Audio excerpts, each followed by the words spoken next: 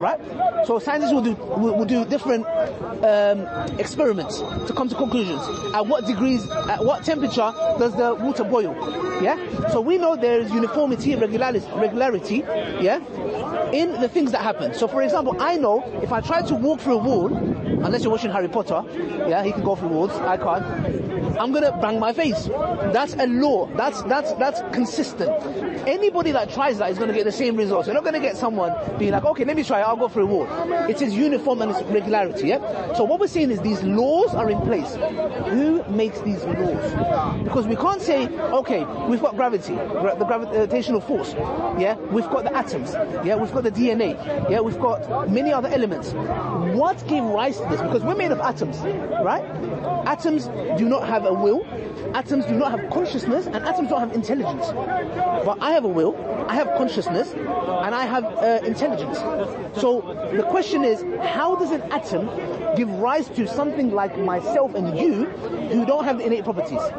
So these are things where we need to reflect. So the reason I'm giving you these things is for you to reflect, because Allah tells us in the Quran for mankind to reflect. He says, do they not look at the heavens and the earth, and in the alternation of the night and day there are signs for those who have intellect, those who think. So what God Almighty is doing is he's trying to rev the engine, saying, no, look, let's think about this deeper actually. Do you get what I'm trying to say? So there is great amount of evidence to prove God. Like consciousness. Do you know consciousness is not something material? Do you accept that? Yeah. Okay, so we can say, when it comes to science, we should deny our consciousness. Why? Because we can't smell it, we cannot touch it, we cannot taste it, we cannot smell it or see it. Yet we agree that it exists.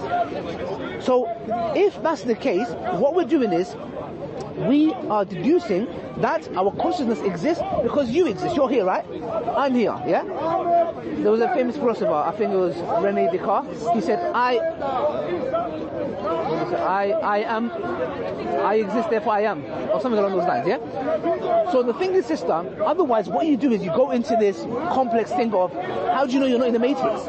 How do you know there's not someone controlling me in Pluto and you in Mars? Or should we say Venus, yeah? So the point is this, sister, yeah? Rationally and logically, we use our rationality and logic on a day-to-day basis. You came here, why today? Because you said you want to go out, maybe go to Winter Wonderland. Have you been to Winter Wonderland? Okay, you plan to go in there, yeah? So why did you bring your umbrella? What's the reason you brought your umbrella? Where the forecast told me it's going to rain. Okay, so what you did is rationally and logically you said, okay, today's going to rain, let me bring my umbrella. It was a rational, logical thing to do.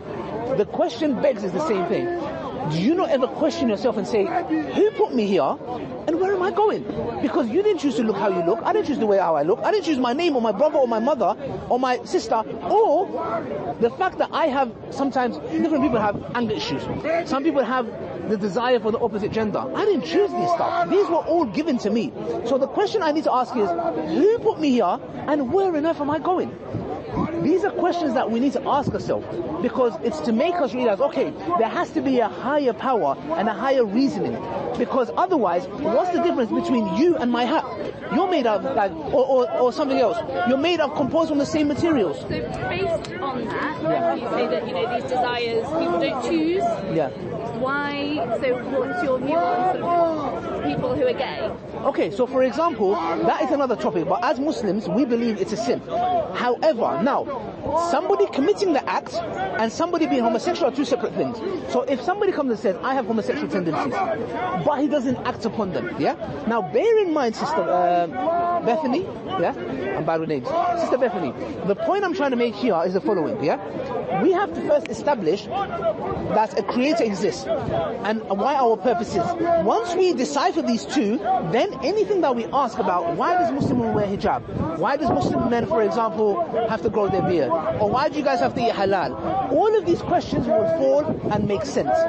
So what I'm trying to do is... But denying somebody who you say that that's they're sort of like, that, it's within them already, then does that... No, okay. Denying them that, what purpose is that? No, so what we say is, our job here is to serve a greater purpose, which is God Almighty.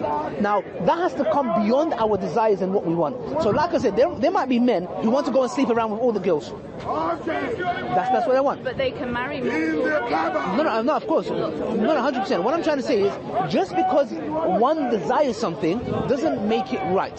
Where we get our morality is from God Almighty. Why is it not allowed? allowed in Muslim culture? Not Muslim culture, in the religion, Christianity, Islam, Judaism, all of these religions, it's not allowed because it's an act that God Almighty has said that it's not. And firstly, if you think about it, let's talk about forget religion for a side. Yeah, okay. To me, like for example, if every man was gay, firstly, you'll have if you're an evolutionist, it will have a big impact on our reproduction. But they're not. If they were.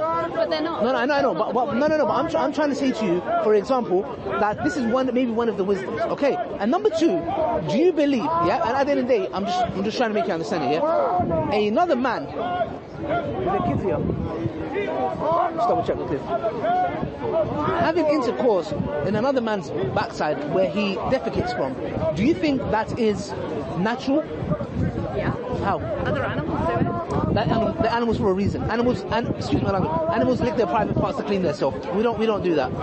So the argument I'm trying to make. By the way, look, when I give these examples, I don't look at an homosexual person and think bad of him. Let's get that clear. All I'm saying is. It almost sounds like you're comparing them to animals. No. What I'm trying to say is you're giving me an example of the animal kingdom, and I'm saying animals operate in a different way. It's not natural, but it is because you say that people are born to desire women. Yeah. Men desire women. Men Yes. desire men. Women Yeah. desire women. Yes. People do that. They're born with that. Yes. And you're saying We don't know if they're born with. We don't know if they're born with that. It's the sin. It's the act. We don't know if they're born with that.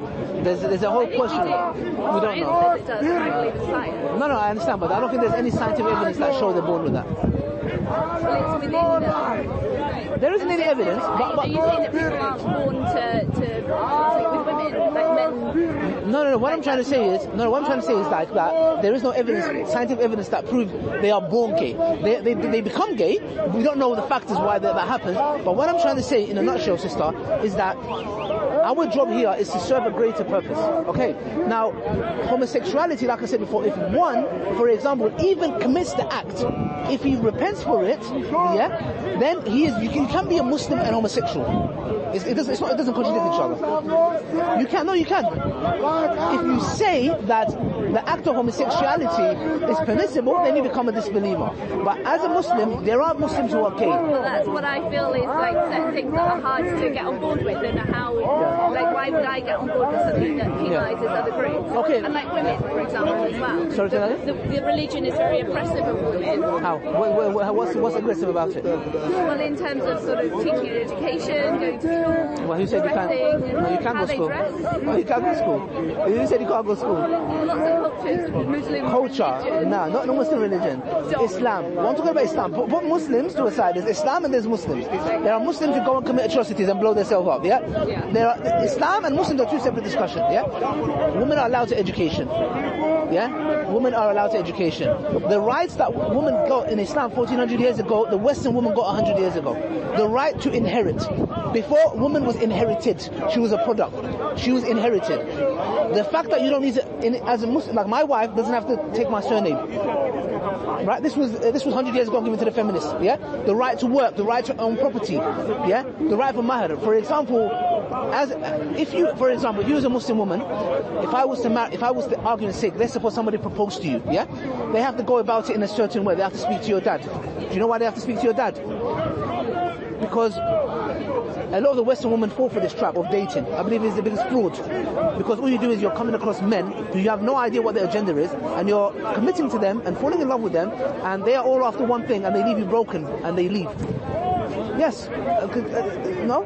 Tell me why not. I would argue that lots of Muslim women and religious women, in general, stay in unhappy marriages. Well, where'd you get that from? Because that the can happen. idea of divorce is random. No, not at all. In Islam, you're allowed to get divorced. Actually, Islam is one of the only religions that allows a woman to get divorced. She has a right to divorce. Jewish in the Jewish religion, a woman is not allowed to. It's called the get.